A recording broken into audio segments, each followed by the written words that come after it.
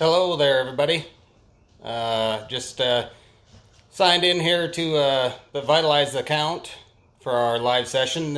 I'm Rodney Yost here in Central South Dakota. We're pretty excited to have been asked to be involved on this deal. I guess for those of you that know me, I have a bad tendency of saying nothing for a while, and then I'll kind of get started, and then I won't stop. So, so bear with me a little bit as I kind of piece through the thoughts that jump in and out of my head as we do this live deal. But I'll try to kind of give you a little bit of background on me and myself, and kind of where I'm coming from, I guess you could say, mentally and physically. While people are kind of getting joined in here. And two, for those of you that have been watching the other live sessions for these 12 days that they've been doing, be sure to comment during this to be eligible to win the prize that they'll draw for at the end, which is it's going to be a pretty good one, I think, in my opinion. They let me pick, so don't know if that was totally wise on their part or not, but I do have a couple products in particular that I really love, and for me, I don't think I could do without pretty much. Which, like I say, there's definitely more products that they have available than what even I'm using, but there are definitely a couple that I'll tell you about here in a couple minutes that have had a really good positive impact on our program. I'd say all the way around. So I'll get into that later. But people are kind of joining in here. Hello to you guys guys and gals that are already joined in, and for those of you that do join in as we go, I hope this is a enjoyable few minutes for you, and like I say, I'll try to piece my thoughts together the best I can. So like I say, first of all, I'm Rodney Yost. We're up here in Central South Dakota.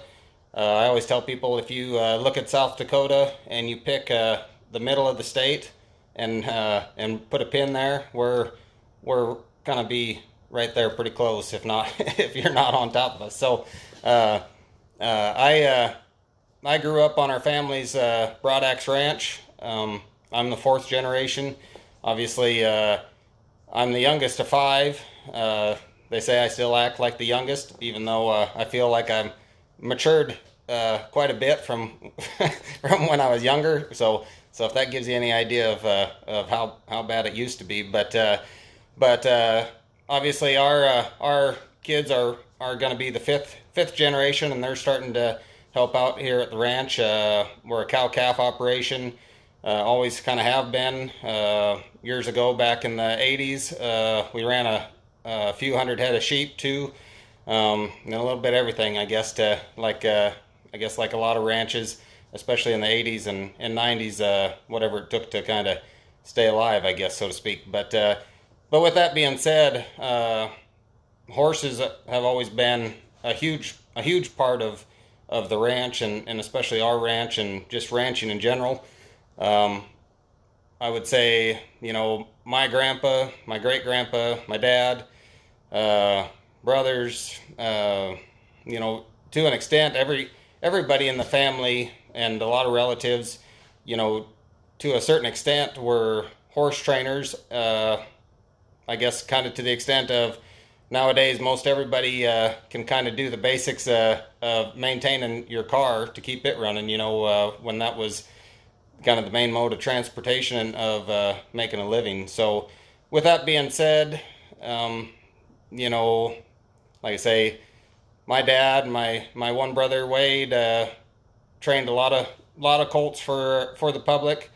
I guess you could say I'm the one that kind of took it, and I guess for whatever reason, I guess I kind of grabbed a hold of it a little bit tighter, and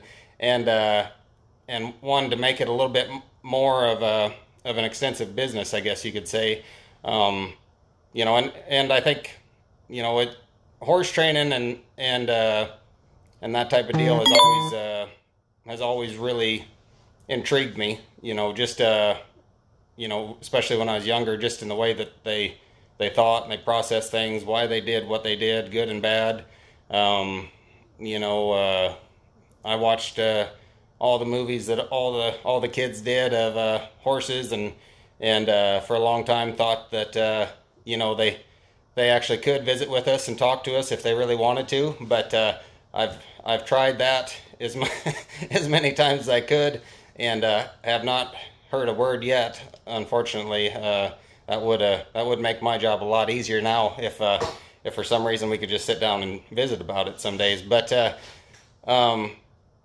yeah, I guess I'm in my mid-30s now.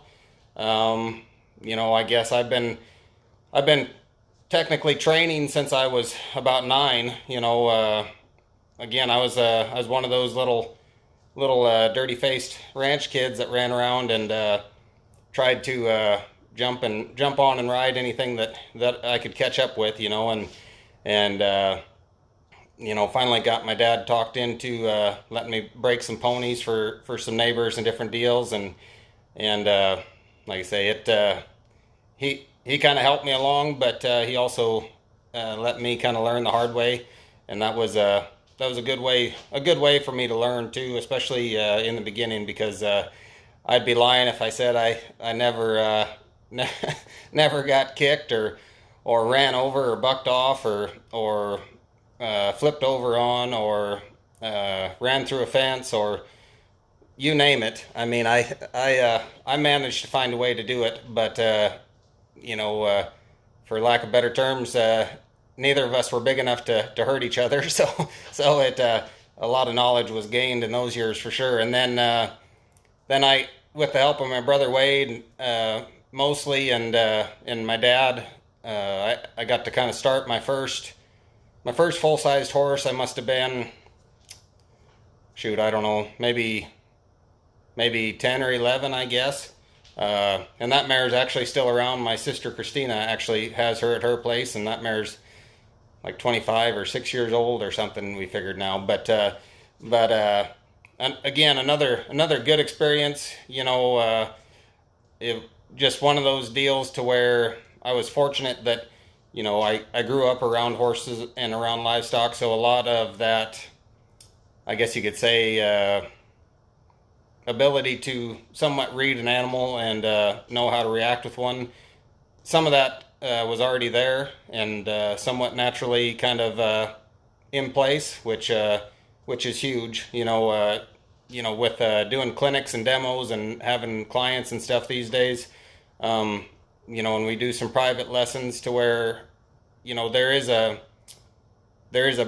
big value in those that have just been around animals, their whole life, and like I say, a lot of it is just your ability to read and react to an animal as far as, are they panicked? Are they frightened? Are they anxious?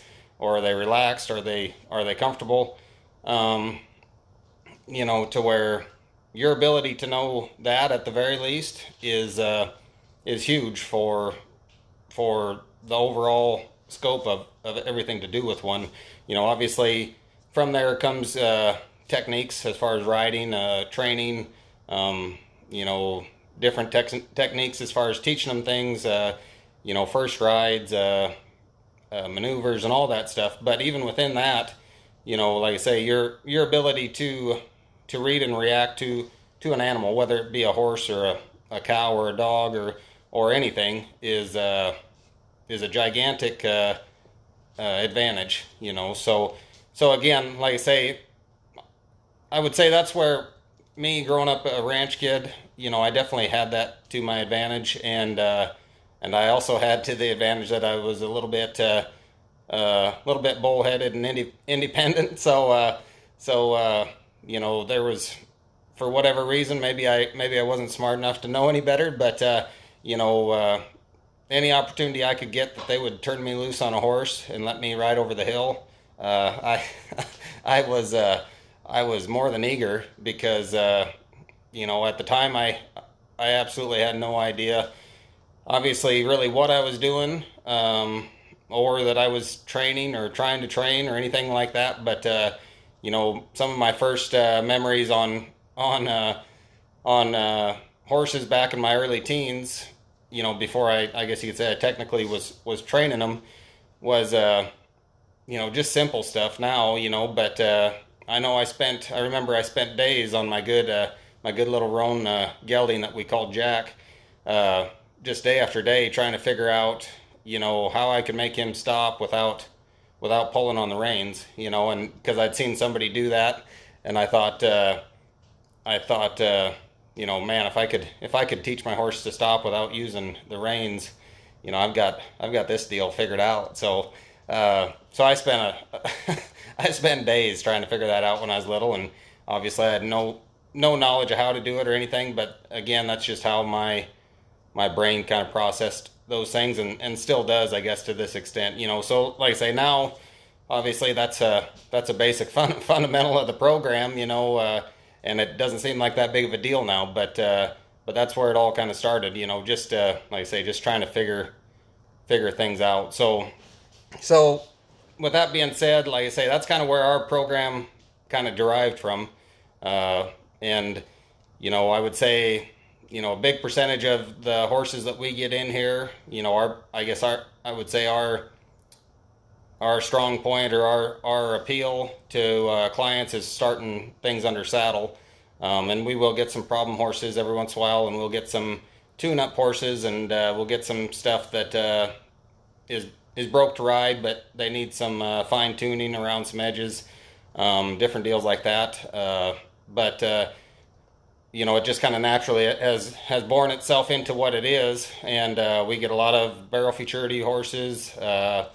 We get a handful of cow-bred horses. A little bit of everything. I always tell everybody a horse is a horse. So four legs and a tail, and they whinny. So it's not that much different. So I kind of treat them all the same as far as my program and how I go about it. The only difference I would say is they are each individuals, regardless of what breed they are and how they're bred and what gender, whatever it might be. I go out to them every day, whether I'm catching them or stepping in the round pen, and I always tell people all I have to do is initiate the interaction, and then the rest of it is I just respond to what they give me, and that's the session kind of builds itself. Like I say, there's a lot of these horses that are destined for the arena, and but pretty much everything that comes through this program, to some extent, has to go out and do some ranch work, gather cows. Depending on what time of the year they're here, they do some sorting, they do some calving, they move pastures. We doctor stuff, to where, like I say, I don't want any of them to feel like the top tier of everything they're going to learn is what happens inside this barn or in the outdoor arena. My goal is that when they leave here, every day after they leave here is going to be a cakewalk, because mentally and physically, everything's going to be easy for them after they leave here. So talking about longevity and consistency and soundness mentally and physically, I don't want their hardest day to come after they leave here. That's where life is supposed to get easy for them and enjoyable. So yeah, with that being said, like I said earlier, I'll have a tendency to kind of get caught in my thoughts a little bit and ramble. So I apologize to those of you that don't like to hear people talk. I'm sure my wife is probably listening somewheres and giving me the wrap it up signal like she does at our demos and clinics very often. For those of you that have been at those, you get the joke there. But I'll kind of take you out into our the other part of, I guess I'm in my office here right now in our horse barn. This is where paperwork and rehydration happens, I guess. But it's a nice place to come sit down in between horses for sure. But I'll take you out here in the other part of the attachment where the feed is and some of the tack, and I'll talk to you about a couple of my favorite Biozyme and Vitalize products that I use, and kind of how they've helped me, I guess. And we'll go from there. So I'll flip this around here so you guys are done looking at me. And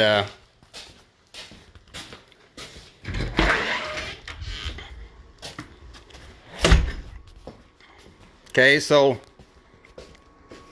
here's the two that have really made a huge difference, you know, I feel like, for our program, as far as, you know, not only in my training, but, you know, to me it's the entire scope of the product that we try to put out, you know, or that horse is, it's not just the rides I put on them, you know, it's obviously it's the nutrition and everything else that goes into it. So so, you know, no different than I'm trying to find little lapses in my training that I feel like could turn out a better product. You know, it's the same with their nutrition and everything else. I'm constantly trying to decide or to determine if there's a void somewhere or something that I could add or change somewhat that will make a difference for that horse, for our program, for the owner, you know, whatever it might be. So so I'll just talk about the first one here, Alamend. You know, basically we've had the same, you know, nutrition program, you know, as far as like you know, the best hay we can buy, you know, our grain products and everything else. You know, we want to offer the best that we can offer them in everything. But so with that being said, essentially, when I got the first sample of this Alamend, you know, essentially I picked two horses that looked great. They rode great. They were pretty heavy running bred, really hypersensitive type horses. Extremely gifted, but pretty hyperreactive, and with that, you know, comes a lot of your natural anxieties and tensions involved with, you know, obviously the initial aspect of training, but then, you know, obviously the stresses of training and growing and everything that goes along with that, and I think we all know how that can snowball and cause different issues too. So for instance, basically my Brett Tossison, he gave me a gallon, and he just said, you know, pick a couple that you feel like, you know, you're feeding them everything they'll eat, and they're getting the best of everything, and you just feel like maybe something's missing. And so I had a couple in mind right away. I had a couple, like I say, really talented running bred mares. You know, their tops looked outstanding. They had a trough that ran down their back, and the tops of their hips were great. Their necks looked full, but I just I really had trouble getting the back of their gut to fill and to drop, and their flanks to stay full, especially you know, after a ride that, you know, say I was gone half the day moving some cows or doing different deals like that. It just seemed like it would take them half of the week to even remotely get filled back up. You know, it just I didn't get that fast recovery and fill.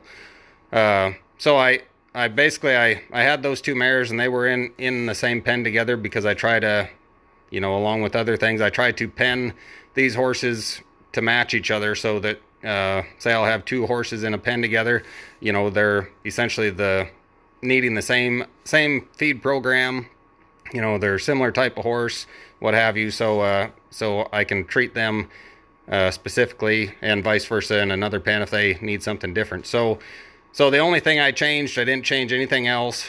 All I did was I started adding the 2 ounces of Alamend with their feed that they'd been getting, and deliberately made no other changes, just to give it a true test. And you know, and I guess by nature I don't want to say I'm not an optimist, but you know, I like to have things prove themselves too, you know, before I just jump all in. And it was right at the 1 week mark. I would say, they started to act a little bit less fractious. They didn't get anxious as easy, and they started cleaning up their feed more consistently and sooner.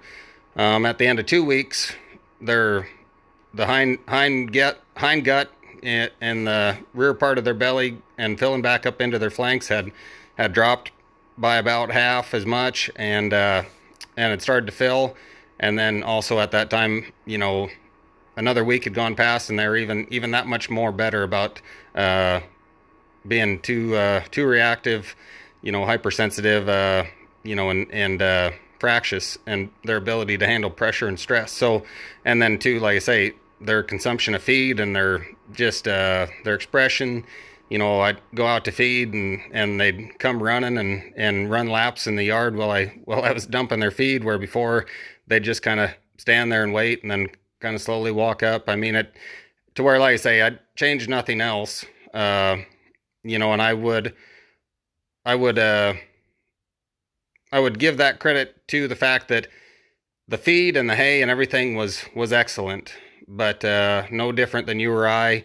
You can have all the best food in the fridge, but if your gut's not feeling 100%, you just don't feel like eating sometimes. Which, if you don't feel like eating, but you still have to go to work, you just eventually get ran down, and you don't get caught back up. So the almond has been awesome. It started with those two, and after those first 2 weeks, I put 2 more on it. And by the time I was done with the first gallon, I ordered 4 gallons more and put everything I had in the yards or in training or getting ridden. My own horses included, plus all the client horses in training on it. And like I say, it's just made a huge difference as far as stomach comfort. And then, like I say, I'm giving them the best I can of everything else, to where it seems like to me, their ability to make the most out of that quality feed, and to get the most nutrients absorbed, just makes all that high quality feed and everything else involved, and the training I do, every day is making headway, instead of feeling like you're a day ahead and then 2 days back. So, I have a question here asking if I feed the almond twice a day. I think it depends on each person's program a little bit. I know you have the option to feed it once a day or twice a day. Some people I know split it up twice a day, just because of our schedule here as far as the ranch and different things like that.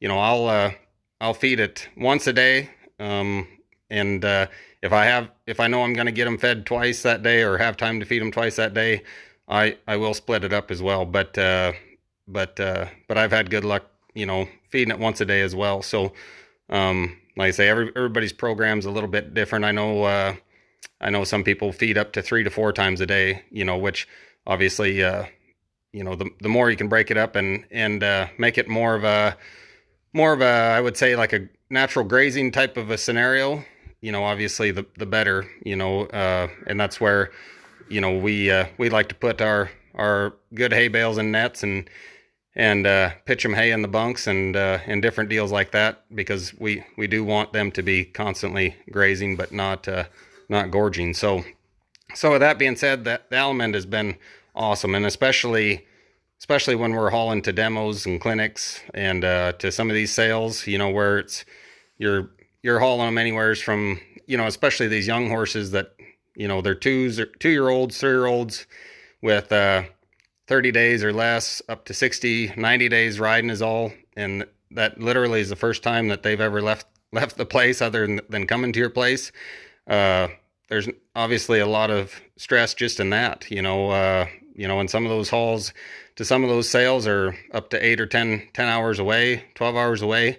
So your ability to keep that young horse, or any horse for that matter, on feed and water through that whole process. And then as soon as you get out on the other side of it, at the other end of your trip, to be able to put them in a stall and know that they're going to keep eating and drinking water, is huge, because it's kind of one of those deals, whether it's there or at home. Once they get behind, or say they aren't cleaning up their feed, or aren't eating and drinking, it is a snowball effect, especially if you're needing to ride them, or showcase them at a sale at the same time, or if you're at a show, or a barrel race, or what have you. So the need to keep them scheduled and consistent in their feed intake is huge, and it made a huge difference for us, even just this year in the sales we went to, as far as everything stayed on feed and water, not only on the trip there, but the entire time we were there, and went right to feed the first day, where in years past, it might be, depending on the horse, it might be the second or third day before they first cleaned up all their feed and drank all their water. And that's a huge disadvantage, obviously, if you're needing to basically showcase that horse at its best, they need to be at their best. So along with that, the Equine recovery gel, this is actually my last tube, and you can see it's empty, and so that's kind of a void in my a void in my heart right now, because I use that stuff quite a bit, and talking about going to sales and stuff like that, that stuff too has made a huge difference. It's got some electrolytes, some antioxidants, different deals like that, to really help with that stress, and to help with recovery, so, like going to those sales, I'll give them a tube when we leave here. I'll give them a tube when we get there, and then I'll give them a tube each day while we're at the sale, or at a show, or demo, or clinic, or what have you. And it just really seems like it keeps them fresh, and again helps keep their body functioning, and eating and drinking water, and again being their best. Like they can be at home. You want them to be at that 100% when you go to show people. Instead of just saying, well, they're usually better than this, you can actually take them and show them how good they are. So, and other ways I'll use that too, here at home, with these young horses, or even some of these older horses. If it's been a long day at a Brandon, it's been hot, and we've been gone all day, even on some of those old horses that we take to Brandon's, we'll get back, and I'll give them a tube of that recovery gel before I turn them out that night, and just knowing that it's going to help them get picked back up and get back on feed and water. And, especially during the big swing, you might have another Brandon a couple days later, and it's going to be a long one. So, and then also on these young ones, I'm starting under saddle. You might, for whatever reason, you might have a session that turns into a long one, and you weren't expecting it, or say you have a horse that really struggled with a session,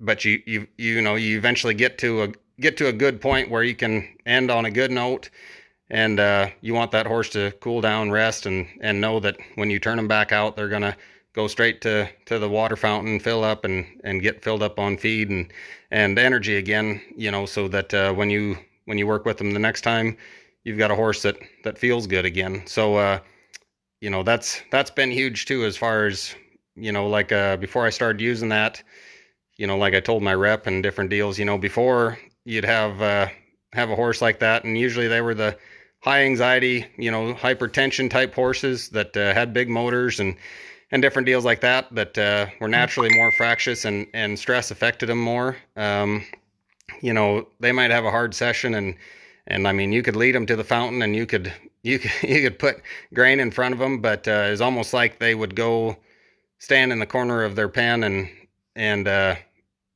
don't know if pout is the right word, but just almost go into a depressed state in the corner of their pen for a day or two, and then gradually work their way back up, and at the end of the week they're back where they used to be. The problem with that is, when you're on a schedule, or you're trying to work with a client horse, those 2 or 3 days where that horse isn't feeling their best, or isn't able to recover as fast, or isn't on feed and water, again, it's another snowballing effect as far as gut health and just overall health. and then you get behind on their nutrition program, then you're behind on their body condition, and at the same time, you're obligated to be training that horse. So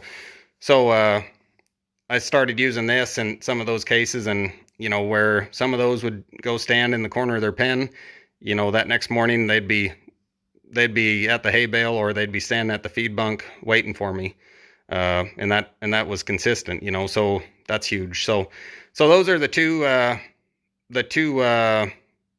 products that I use pretty religiously and have helped me a ton. And like I say, I try to test my program and test things a lot.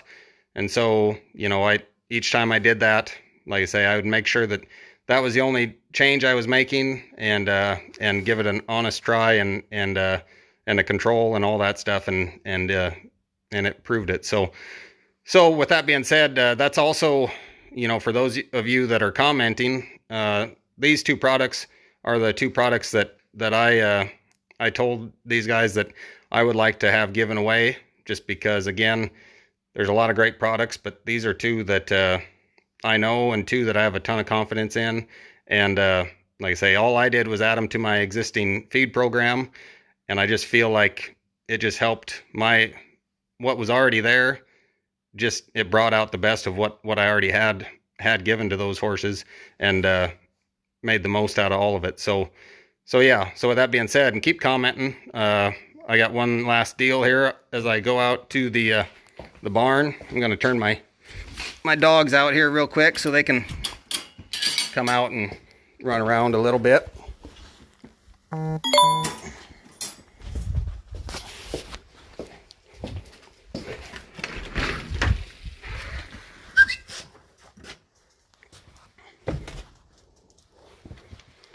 Couple border collies, so that I put them in there to eat their feed, so then I let them come back out. But this is our little indoor, which of course the corny phrase of this is where the magic happens, but I don't know if I would call it magic per se, but it's just pretty basic and simple. Again, it kind of revolves around our program, and like I say, our program is essentially 95% starting stuff from scratch. So I wanted something that, obviously, I got my round pen, and the ability to jump out of that round pen, whether it's first ride, second, third, fourth, fifth ride, whatever it might be, and come out here, turn them loose, and let them roam around, just ride them and drive them forward. I use tires instead of barrels and different deals like that to do some drills and body shaping techniques and different things like that. That's a little bit unique to our program. We've been using tractor tires for about a decade now, and I know we sometimes get some strange looks because of them. But I always tell everybody, when they leave here, if they don't care for tractor tires, that's fine. At least I don't want them to necessarily correlate, hard work or a drill with, say, a barrel, if they're going to be a barrel horse. But with that also being said, there have been, say, we've had a couple in the past that had a bad habit of plowing barrels down, and almost to the point where they just go hunt the barrel, and regardless of what you were doing to try to keep them correct, I would start them on these tires. And the cool part about these tires is, obviously, like I say, they're tractor tires, but they're not going to go anywheres. A horse isn't going to be able to shoulder into them and force them to move. They're firm, but they're not going to hurt them if they bump into them. And they're low enough that, if you have a horse that, say, you're working them around a tree or a bush or a highline pole, and they figure out that they can start rubbing your knee off and make you take your leg off them, they can't do that on these tires. So, I've had horses with both front feet in a tire. I've had horses with all 4 feet in a tire. I've had horses jump over the tire. I've had them do about everything, to try to get these tires knocked over, especially ones that were used to being able to tip over barrels during drills and stuff like that. But the cool part about it is 99% of the time they might hit that tire and kind of flounder around it. and they might try it a second time, and then they won't ever try it again because, like I say, there's no incentive there, and there's no value. So then it essentially allows me to correlate my my foot and leg cues and body cues and hand cues to that tire naturally helping shape their rib and keep their shoulder up and what have you. So yeah, like I say, I do a lot of different stuff. You just, like everything in my program, it's all improvised. So so some days I'm riding around and something will just spark and it works, and you play with it, and that's fun. And then like I say, a lot of it's just, you're not reinventing the wheel. You just forward motion, lateral control, softness. It's body shape. Shoulders, ribs, hips, head and neck. We're all after the same deal. It doesn't matter if it's a barrel horse, cow horse, or ranch horse. That's a big deal of mine. Is again, a horse is a horse. So whether it's a rope horse, a ranch horse, or a barrel horse, we all need shoulder control and body control, and a horse that is listening to us. So like I say, when they're here, I tell everybody, I don't pattern them. That's not my job. If it's a barrel prospect, basically I just try to teach them everything they're going to need to know to go get patterned the day after they leave. So yeah, that's my deal. So this here is the Queen. For those of you that follow our deal, this is Pepsi. She's kind of been around here forever, and we're starting to kind of get horses ready for our Rodeo Rapid City demonstrations coming up the end of January. And Pepsi's kind of one of those that takes her off season pretty seriously, as far as she really relaxes and lets herself go a little bit. So so we have to I have to kind of start getting her in and making her stand tied for about a month or so before, and start putting some little rides on her to get her in shape, because she will turn into a chub in a hurry. But with that being said, she's been awesome for us. One thing about her, and talking about these products, I'll take her off this line here, is that for those of you that do know Pepsi, you can see how calm and relaxed she is now. She used to be one of those extreme hypersensitive, very sensitive type of horses that could not handle pressure. And she's a sweetheart, like I say. She's always running 100 mile an hour. Could not be stalled. One time, me and some buddies went up to Ontario, Canada, to do some demonstrations, and that was one of the first big hauls for her, and obviously it was a huge one for her as far as time on a trailer and stuff like that. But she literally was standing on her hind legs, walking back and forth across her stall, and in a full sweat, and I'm sure others have been in that same scenario, and it's embarrassing and it's frustrating. But that's just kind of the type of horse that we were dealing with. And since we have included different things in our program nutritionally and things like that, like I say, for her to stand here tied to this overhead and not be throwing a fit or being lonely or whatever it might be, even just 3, 4, or 5 years ago would have been quite a feat, in spite of how phenomenal she is. I mean, that's just something that has been a weakness of hers since she was young. So like I say, and she's just on a maintenance level of our feed program, obviously, because she is an easy keeper, but she gets the maintenance level of the almond and the maintenance level of our grain and stuff like that. But like I say, she stays content and happy because of it. And like I say, now when we go to demos and different deals like that, she for the most part stands stalled, is happy, eats and drinks good, and performs good, and is happy about it and consistent about the way she rides. So that's all good stuff. But yeah, so anyways, I'm sure I'm gonna forget something, but Merry Christmas to everybody. Happy holidays. Thank you guys for coming along with us and joining in. And yeah, with that, stay tuned for who the winner is, and have a good one.